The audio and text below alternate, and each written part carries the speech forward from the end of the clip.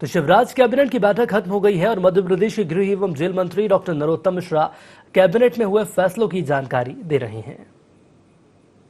इसमें 700 से 700 पर करोड़ 50 करोड़ तक का यह संयंत्र और काम है। महिलाओं को आत्मनिर्भर बनाने की दृष्टि से बड़ा ठोस कदम ये आज राज्य सरकार के द्वारा कैबिनेट के द्वारा निर्णय लिया गया है। मैं यहां यह कहना भी प्रासंगिक समझता हूं कि कांग्रेस की सरकार ने इसे ठेकेदारों को पुनः दे दिया था, जो पूर्व में निर्णय लिए थे।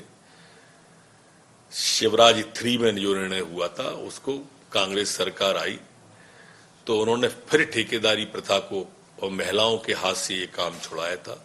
शिवराज 4 में फिर ये आज निर्णय महत्वपूर्ण करके सभी हमारी मातृशक्ति के हाथ में ये पोषण आहार का काम स्व सहायता समूहों को देने का तय किया है। आज ये भी तय किया है कि मध्य प्रदेश में जो 1250 मैट्रिक टन धान थी वो पारदर्शी प्रक्रिया के अपनाते हुए उन्हें विक्रय की अनुमति आज कैबिनेट के द्वारा प्रदान की है।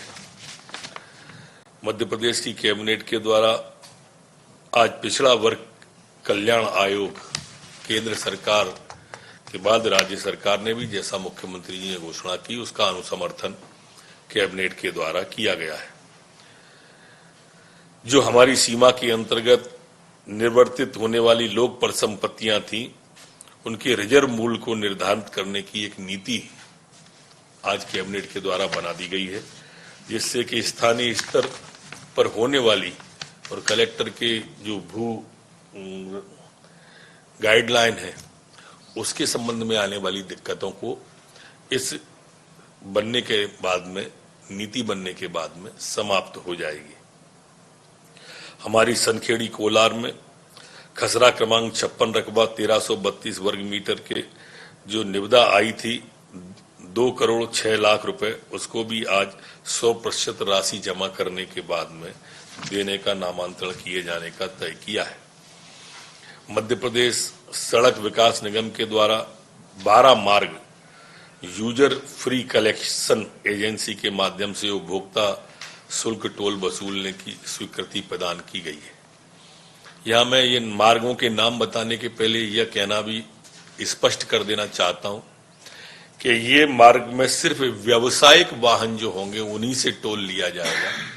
कार, जीप, कृषि के प्रयोजन हेतु चलने वाले ट्रैक्टर, ट्रॉली, भूसा, गेहूं, अनाज जितने भी जीन्स हैं इनमें कोई भी टैक्स किसानों से नहीं लिया जाएगा।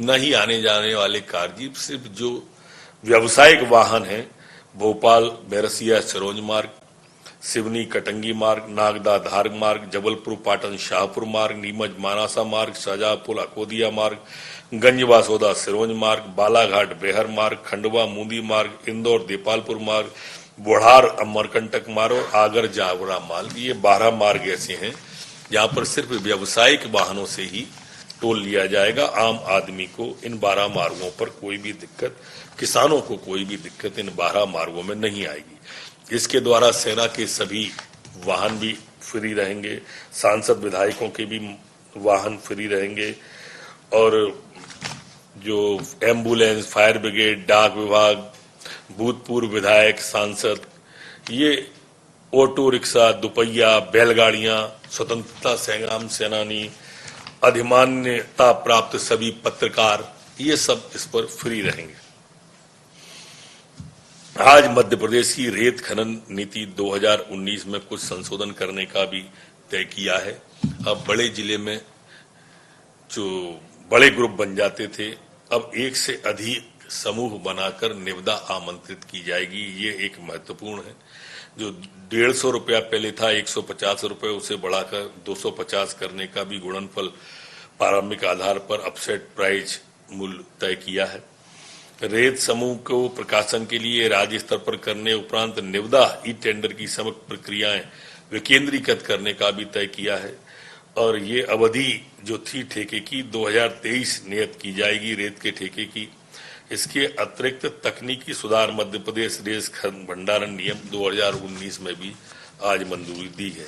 आज कैबिनेट के द्वारा सतगढ़ी भोपाल में अंतर्राष्ट्रीय स्तर के सर्व सुविधा युक्त खेल ग्राम निजी जन भागीदारी से निर्माण जो भूमि का मामला 172 एकड़ भूमि का था, आज उसको भी पुनः उसमें लेकर के माननीय मुख्यमंत्री जी ने इसका उल्लेख भी किया है कि ये राजस्व विभाग को जाने के बाद में इस भूमि का खेल में उपयोग हो, इस बात की भी चर्चा की जाएगी और इस तरह से ये सुपुर्द की गई है। इसके सभी व्यवहारिक और वैधानिक मामले निपटाए जाएंगे। ये परिसंपत्तियों के निर्धारित हेतु संशोधित नीति को शक्ति प्रदान की गई है, जिससे पूर्व में चली आ रही जटिलताओं में सरलता मिल जाएगी।